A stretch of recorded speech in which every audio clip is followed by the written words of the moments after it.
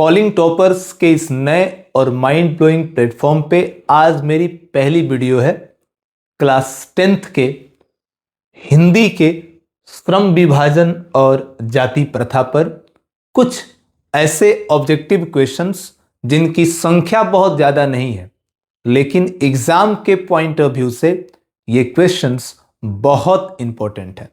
Dear students, आज के इस शानदार सी क्लास में, ये क्लास ड्यूरेशन में छोटी होगी बट आपके एग्जाम के पॉइंट ऑफ व्यू से जबरदस्त क्लास होगी। बिना किसी बकवास और बिना किसी बात किए आइए आज की इस शानदार सी क्लास को हम शुरू कर लें। भारत में बेरोजगारी का एक प्रमुख और प्रत्यक्ष कारण क्या है? ये क्वेश्चन ऑलरेडी 2018 की परीक्षा में पूछा जा चुका है कि भारत में बेरोजगारी का एक प्रमुख और प्रत्यक्ष कारण क्या है। आप सबको पता है, जाति प्रथा। जाति प्रथा से ही भारत में बेरोजगारी है। कारण, क्योंकि जाति प्रथा एक ऐसा सामाजिक स्वरूप लोगों के सामने लेकर आता है जहां निपुणता होने के बावजूद भी, आप एक्सपर्ट हैं, इसके बावजूद भी आप मजबूर हैं अपने परंपरागत, अपने पूर्वजों के द्वारा करते आए जाने वाले काम को करने के लिए। लोहार का बेटा लोहे का ही काम करेगा, भले ही उसमें व्यापारी बनने के अच्छे गुण क्यों ना हो। धोबी का बेटा कपड़ा ही धोएगा, भले ही उसमें इसरो के वैज्ञानिक तक पहुंचने का ही गुण क्यों ना हो। तो भारत में जाति प्रथा बेरोजगारी का एक प्रत्यक्ष कारण है। हो सकता है कि आज से 100 साल पहले, 200 साल पहले, 500 या 1000 साल पहले किसी काम की उन दिनों उपलब्धता अच्छी रही हो, लेकिन आज 2025 में वो काम नहीं किए जाते हों। लेकिन कोई व्यक्ति उसी काम को करने के लिए आज भी बाध्य है, क्योंकि वो भारतीय समाज का हिस्सा है। तो यदि ऐसी स्थिति होगी तो जो काम वो करते आया उसकी मांग आज के समय में नहीं है, और समाज और उसकी जाति जबरदस्ती उससे वही काम करने के लिए कह रही है, तो फिर वो बेरोजगार हो जाएगा भाई साहब। फिर उस काम को वो नहीं कर पाएगा, आजीविका उसकी नहीं चल पाएगी। आइए क्वेश्चन नंबर 2 पे आते हैं। आधुनिक सभ्य समाज श्रम विभाजन को आवश्यक क्यों मानता है? 2018 में यह क्वेश्चन भी पूछा गया था कि आधुनिक सभ्य समाज श्रम विभाजन को आवश्यक क्यों मानता है। श्रम विभाजन को आवश्यक माना जाता है कार्य कुशलता के लिए। अलग अलग, यानी जो जिस काम में एक्सपर्ट है उस काम को करेगा, तो श्रम विभाजन को आवश्यक माना जाता है कार्य कुशलता के लिए। नेक्स्ट क्वेश्चन है, श्रम विभाजन और जाति प्रथा, ये जो चैप्टर है वो बाबा साहेब के किस भाषण का संपादित अंश है? भीमराव अंबेडकर जी ने एक भाषण दिया था और उसी भाषण का ये अंश है श्रम विभाजन और जाति प्रथा। उसका नाम था annihilation of caste. Annihilation of caste से ये चैप्टर लिया गया है। नेक्स्ट क्वेश्चन की ओर आ रहे हैं। भारत में बेरोजगारी का मुख्य कारण क्या है? सब जानते हैं कि भारत में बेरोजगारी का मुख्य कारण है जाति प्रथा। जाति प्रथा ही भारत में बेरोजगारी का मुख्य कारण बन के बैठा हुआ है। बाबा साहेब भीमराव अंबेडकर का जन्म कब हुआ था?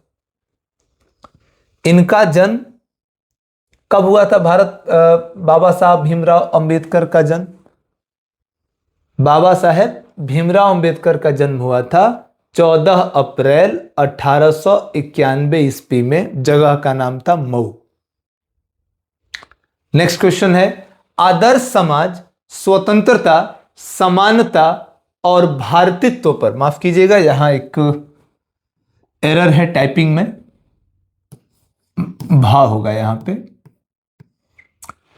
आदर्श समाज स्वतंत्रता, समानता और भारतीत्व पर, यानी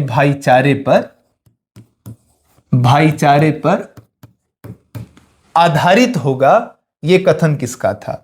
भीमराव अंबेडकर जी का कथन था कि जो आने वाला समाज है उसमें स्वतंत्रता होगी, समानता होगी, भाईचारा होगा और तब हम उस समाज को आदर्श समाज कह सकेंगे। ओके, अगला क्वेश्चन है, भारत में जाति प्रथा का मुख्य कारण क्या है? भारत में जाति प्रथा का मुख्य कारण क्या है? बेरोजगारी। बेरोजगारी है, अशिक्षा है, अशिक्षा है तो अंधविश्वास में आप यकीन करोगे, और यदि अंधविश्वास में यकीन कर रहे हो तो वापस आप जाति पाति के उस घोल में घुल जाओगे।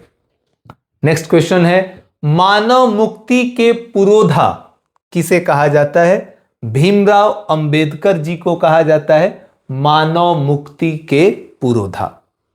नेक्स्ट क्वेश्चन है, जाति प्रथा स्वाभाविक विभाजन नहीं है, क्यों?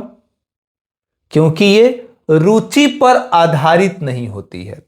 हमारी रुचि है कि हम पढ़ाएं, पर हम तो बीके सिंह जी हैं, यानी जाति से क्षत्रिय हैं, हमारे खून में लड़ना है, हमारे खून में हमारे पूर्वजों ने सिखाया है राज करना, लेकिन हमारी रुचि कहती है कि हम बच्चों को पढ़ाएंगे।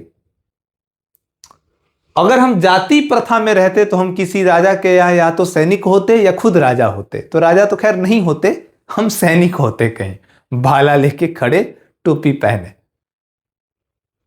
और उसमें हमारी रुचि नहीं होती। इसका मतलब यह है कि यह समाज का स्वाभाविक विभाजन नहीं है। जाति प्रथा स्वाभाविक विभाजन नहीं है क्योंकि यह रुचि पर आधारित नहीं होती है। ओके, नेक्स्ट क्वेश्चन है, भारतीय संविधान का निर्माता किसे कहा जाता है? बताने की आवश्यकता नहीं है, भीमराव अंबेडकर को कहा जाता है। और बाबा साहेब भीमराव अंबेडकर का जन्म किस राज्य में हुआ था? इनका जन्म हुआ था मध्य प्रदेश में। श्रम विभाजन और जाति प्रथा के लेखक कौन है? भीमराव अंबेडकर साहब इसके लेखक हैं। और बाबा साहेब भीमराव अंबेडकर का जन्म किस परिवार में हुआ था? तो इनका जन्म एक दलित परिवार में हुआ था। भीमराव अंबेडकर के चिंतन एवं रचनात्मकता के प्रेरक व्यक्ति कौन थे? 3 थे। ये बुद्ध से भी इंस्पायर्ड थे, कबीर से भी इंस्पायर्ड थे और ज्योतिबा फूले से भी इंस्पायर्ड थे। इनमें से सभी होगा इसका आंसर। हु आर शूद्राज किनकी रचना है? भीमराव अंबेडकर जी की ये किताब का नाम है who are Shudras, the annihilation of caste. Bhimrao Ambedkar किसके प्रोत्साहन पे उच्चतर शिक्षा के लिए न्यूयॉर्क गए? बड़ौदा नरेश के प्रोत्साहन पर उच्चतर शिक्षा के लिए ये न्यूयॉर्क गए, फिर वहां से इंग्लैंड गए। द अनटचेबल्स किनकी रचना है? यह रचना भी भीमराव अंबेडकर साहब की है। अनटचेबल्स यानी अछूत। नेक्स्ट क्वेश्चन है, किसे बाबा साहब के नाम से पुकारा जाता है? 2024 में यह क्वेश्चन पूछा गया था। बच्चे को पता है, बाबा साहब के नाम से भीमराव अंबेडकर को जाना जाता है। और आज का लास्ट क्वेश्चन है, the caste in India their mechanism किसकी रचना है? भीमराव अंबेडकर की रचना है। छोटी सी क्लास थी लेकिन इसके कॉन्सेप्ट अच्छे रहे क्योंकि हमने वही क्वेश्चन चुना जो आपके एग्जाम के पॉइंट ऑफ व्यू से इंपॉर्टेंट थे। मिलते हैं अगली क्लास में जहां चैप्टर नंबर 2 विष के दांत और उसके क्वेश्चन के साथ हाजिर होंगे। Thank you.